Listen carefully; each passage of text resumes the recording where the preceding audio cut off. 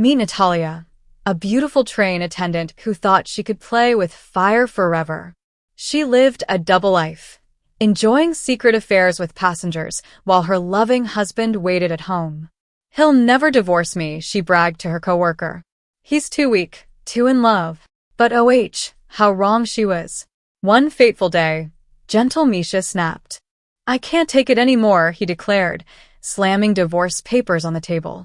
"Your betrayals have gone too far." Suddenly, Natalia's perfect world crumbled. Kicked out with nothing, no money, no home, nowhere to go. She thought her life was over. But then fate had other plans. A mysterious encounter would change everything. Will this cheating wife find redemption? Or will karma deliver the final blow? The truth will leave you absolutely speechless. You live merrily, Nada. Natalia, who was folding the laundry to hand over her shift, laughed. "What do I have to grieve about? Life is given to be enjoyed." "That's true, but it's all wrong." The train foreman shook his head. "After all, you have a good man. He meets you, pities you, and you're like a tumbleweed. Ivanik is not bad, but he's a boring man, boring. He's neither fish nor fowl, and I want freedom.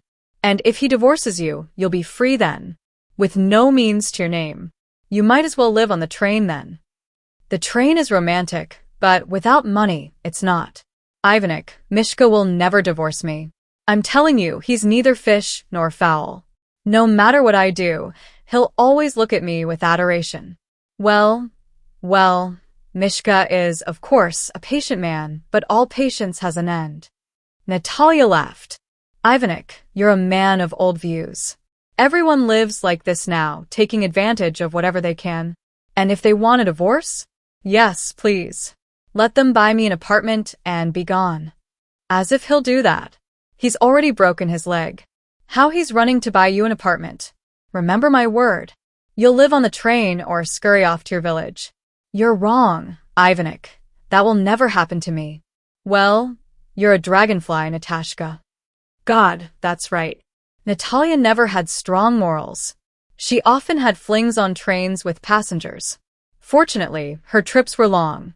She lived easily, once successfully marrying Mishka, a calm, good guy who fell head over heels in love with a lively, restless, and beautiful girl. Natalia refused to give birth at first, understanding that she would sit at home and have no freedom. And then, after they lived for 10 years, Mikhail stopped asking when. And Natalia tried not to remember the village where she lived. From childhood, she knew that she wouldn't live there. She didn't need those cows, early risings, 5 kids on a bench. But her father and mother said that where you were born, there you belong. She went to study to be a train conductor for one simple reason: to go somewhere. And she met Misha on the train. She immediately understood. That's exactly what she needed. She manipulated him as she wanted. From the very first day of acquaintance, Misha had a quite decent apartment, which he inherited from his grandmother. He worked, and Natalia could happily live married, but she believed that then she would stop being a person. Then she would simply be locked up in 4 walls. They left the station as a full crew. The girls ran to hug their boyfriends and husbands, and Natalia stopped in confusion. Misha wasn't there. It had never happened before that her husband didn't meet her. Ivanik was right there. "Well, it seems you've played enough, girl. Everything's secret sooner or later becomes obvious. Ivanik, go where you know. Maybe the person is at work and can't get away. Mishka to you." Natalia herself understood that something was wrong. Misha always met her absolutely. Lately, he had been somewhat gloomy. She thought that something was at work, but somehow didn't ask. Why load your head with unnecessary problems? Natalia waved to a taxi driver, and in a second a car braked sharply in front of her. "Natashenka, long time no see?" She grimaced. Once upon a time, she had an affair with this taxi driver. Not long, though, but he stuck to her for a very long time. Where are we going? Reknea 58. All the way she was silent, not paying attention to the chatter. She felt somehow strange. It's all. Ivanik is to blame. He scared her. Although, what does she have to fear? Mishka will always love only her. He was at home, cooking something in the kitchen, but didn't come out to her. She went in, sat down. And, what is this happening to us? Misha sighed, put a piece of paper in front of her. Nadash, I filed for divorce. I can't take it anymore. The horns will soon stop fitting through the door. Mish, are you out of your mind? What horns? He looked at her, so that Natalia understood. He knows everything. Looks like everything in general. Probably, some well-wisher of hers was found. I see. Well, look for yourself. I'll find a replacement quickly. He nodded. Just try to find it faster and move out. What do you mean move out? How will I move out? Do you want to send me to the street? This is my apartment, and it has no relation to you. Well, we'll see about that. I'll sue you. Misha shrugged. As you wish. Natalia didn't sleep all night. Usually after a trip she's dead tired. And even Mishka didn't bother her. But here, no way. At about 11 p.m., she heard the front door slam. Misha went somewhere. She got completely nervous. Went out or went to someone. When her husband didn't appear even at 3 a.m., she understood. This is the end. She remembered her mother's words. It's good, daughter, that you met Misha. He's good. Hold on to him. Maybe you're right. Well, what is there to do in the village? Her mother had been gone for a long time. Her father too. There was a younger sister, but they stopped communicating after Natalia decided to sell her part of the house. She still didn't want to remember it. That year she decided to go to the sea. Misha, as usual, was all at work. They had saved up money, but she wanted to go so as not to save on anything. So she decided to sell her part of her parents' house. Lenka cried, stood on her knees. But what's there? Natalia needed money. They never saw each other again. Natalia heard that those to whom she sold her part burned down the house, and her sister left. Natalia knew that she was alive.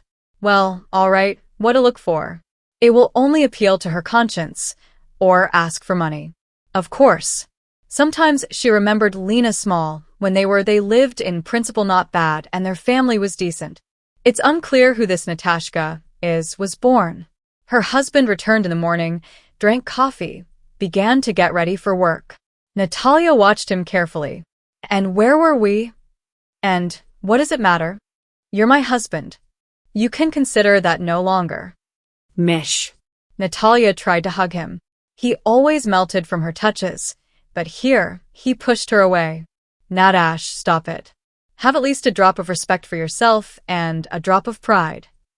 At the divorce, she had the feeling that the whole world was against her. Everything she said was immediately turned against her. You must leave the apartment within 24 hours. You can only take what you are entitled to. Half of the household appliances and personal belongings. Natalia smirked. Interesting, and why do I need household appliances on the street? She left the courtroom. She was angry at the whole world. She imagined how Ivanik would say, with mockery. And I knew that's how it would end. She quickly packed her things, threw them to her girlfriend in the garage, and headed to the station. She needed to write an application at her own expense. She needed to look for housing. True, there wasn't much money. She always spent hers, because she knew there was money at home, which Misha put in a box. But now she doesn't have such a box. And in the last month it was empty. She looked several times in the hope that Misha, well, at least out of habit will put something, but didn't wait. She didn't even look around. She had the feeling that the whole world was laughing at her. Before entering the station, she stopped. She needed to gather her thoughts. Well, clearly everyone will start asking now. Someone tugged her sleeve. Natalia looked in surprise and saw a girl. Small, thin, about 7 years old, or even less. The girl looked at her silently, with huge eyes. Well, what do you want, girl? She muttered something. Is she mute or what? Well, well. Natalia took out her wallet, poured her small change into her palm. Well, I don't have any more, honestly. The girl shook her head negatively, poured the small change back, and held out a piece of paper. Is this for me? Natalia unfolded the paper. If you have even a little bit of compassion left, help us. I'll tell you everything, just come. She didn't understand anything, looked at the girl. Do you give these notes to everyone?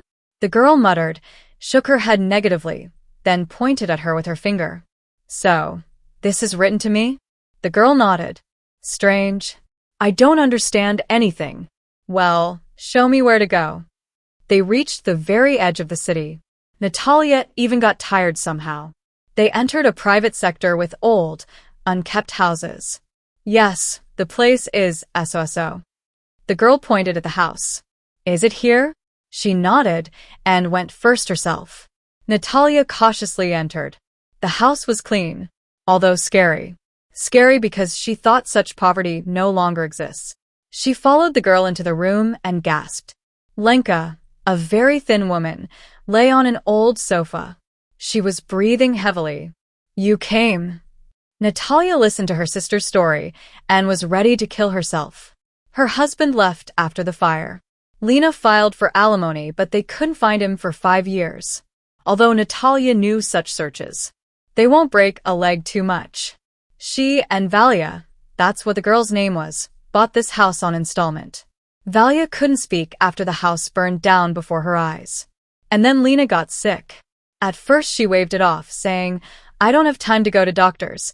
Then she realized that something was very wrong with her, but it was too late. I have, Nadash, 3 months left, no more. I don't know what to do. So, I decided to try to talk to you. Valechka can't go to an orphanage. She will be pecked there, you understand.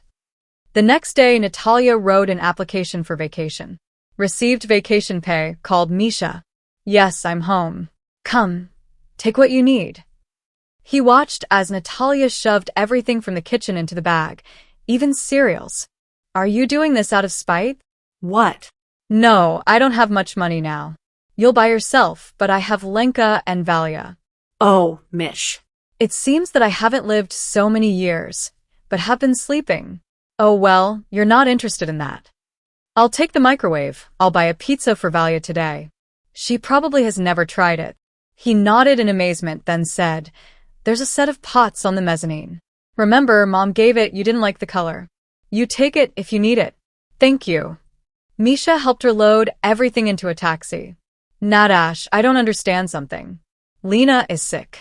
She looked him in the eyes. Lena is dying, and Valia is left alone.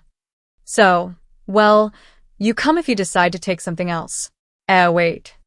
He took out his wallet, handed her money. Here's a little, but still help. Thank you, Mish. She opened the door, but hesitated. Forgive me. Then she sat down and closed the door. Misha watched the car leave. She even got some other look. Grown up, or what? Lena even ate a little that day, sat on the sofa, smiled, and Natalia scolded her. Len, well, how can you do that?